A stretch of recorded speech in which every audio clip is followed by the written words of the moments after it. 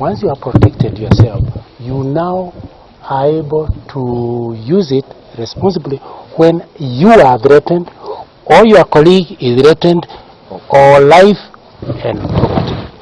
And the judgment is not by the senior officer who is commanding that. It is the officer who is having this firearm.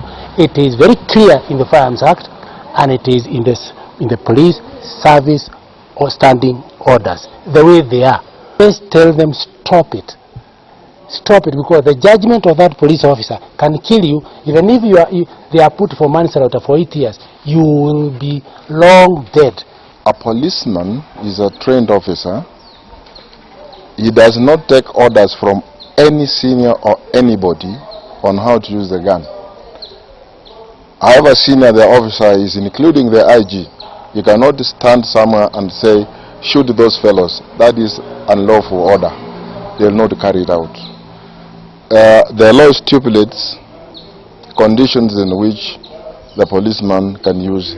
We're going to gather the media houses, the editors, and the media stakeholders in a public forum, hopefully in Nairobi, so that we interrogate our performances as media.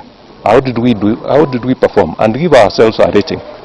This is a start, and I think maybe in the next 2 months this will come to fruition.